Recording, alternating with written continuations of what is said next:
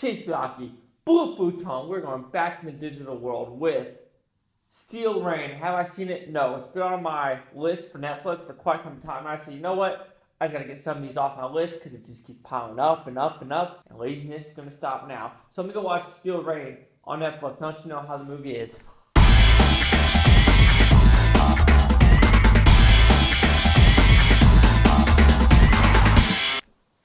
Bam! So I just got done watching Steel Rain. What it's about? Well, it's about a North Korean coup that the military in North Korea is trying to kill Kim Jong-un, the guy in power right now, the supreme leader of North Korea, the Hermit Kingdom. Yes, that person. They're trying to blame the South Koreans / Japanese / Americans, that they're the ones that try to attack North Korea. Yet it was the military in North Korea trying to kill the supreme leader because they're so mad that they have these nuclear weapons that they have not used, and it's just sitting there, and they want to use them because it's just a ploy, and they feel like they need to show power by using these weapons. With this, they have the Russians and Chinese in the back pocket with North Korea. So what's good about this movie? It is a very war game style movie. I wish I was more knowledgeable in history in this region because it felt like there was a lot of history elements put into this movie, as well as some factual information of Samsung is more powerful than Sony, etc., about how it was during World War II and in the Korean War, and now it is right now, and gaining freedom from all the other countries and what each region in the world kind of plays a part in the East China Sea, Korea, Japan, the States.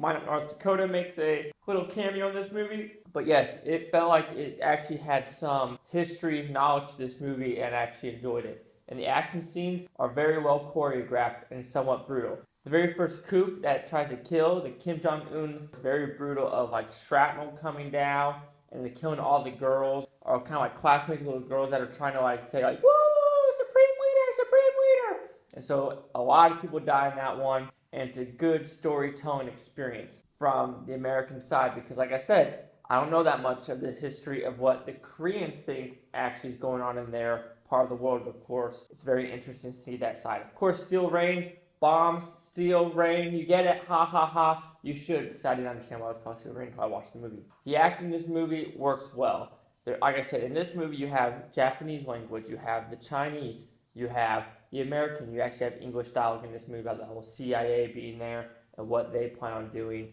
if North Korea attacks. And this is whole going on when a new president is about to take over. So who takes over? Even though it's this guy's reign right now, but in a couple weeks or days, this guy's going to take over. So who has power to do what? And they both have totally different views of we need to bomb them or we need to wait it out. We need to bomb them, we need to wait it out. And there's also just interesting elements of tunnels being built and what is actually true in this region, because I don't know. Like I said, it would be very cool to understand what was true in this region or not. So like I said, this is a very story-based driven movie. There are action scenes, and all of them, like I said before, are well thought out, well planned, and well directed, and they look great. They look like they are realistic. They're all realistic elements to the movie. There's not a lot of negatives in this movie, but it is a little long. It's about 2 hours and 20 minutes. But with this, I kind of enjoyed it being long because knowing the history of what different scenarios would play out in this situation, of what would actually happen, of what's happening today, and North Korea actually maybe denuclearizing their region.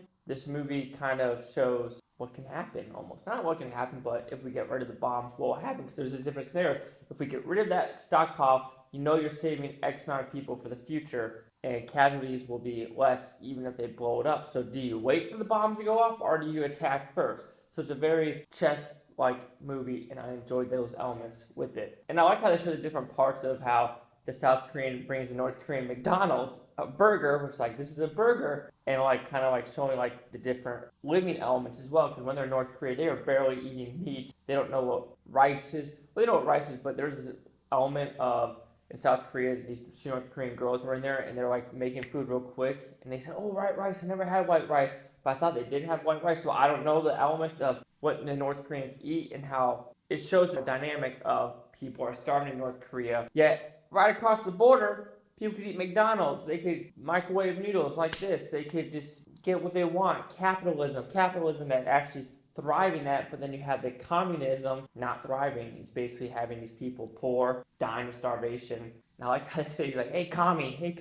I mean, that's what China, somewhat of Russia, and North Korea is. They're controlled governments of now putting, like, Social Security cards on everyone, even though we have Social Security cards, but point system in China. Like, really? But anyway, Steel Rain.